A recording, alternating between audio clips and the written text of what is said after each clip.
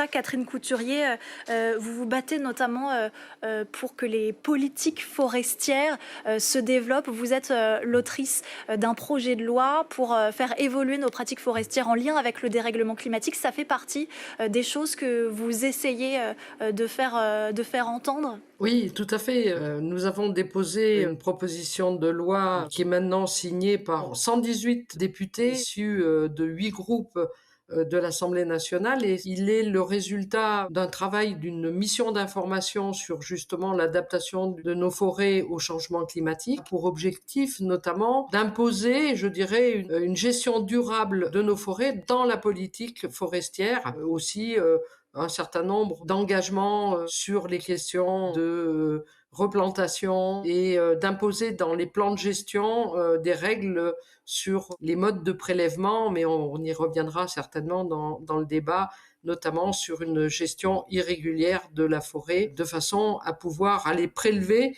essentiellement ce qui est mature avant de couper plutôt des arbres qui n'ont pas atteint leur maturité. Brigitte Muche, je vous vois hocher la tête. C'est du bon sens, ce qui vient d'être dit?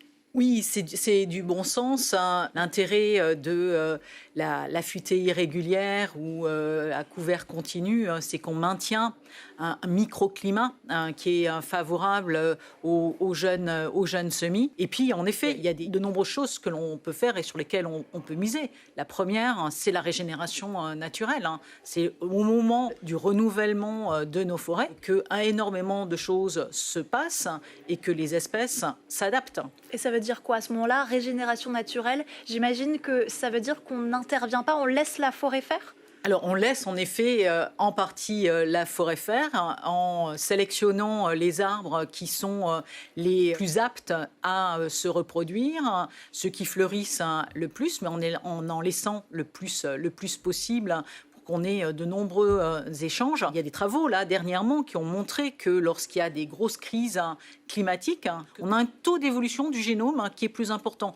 Donc, on voit qu'il y a des choses qui se passent et qui se passent au moment de la régénération, et ça c'est vraiment important, et continuons à faire de la régénération naturelle partout où c'est possible.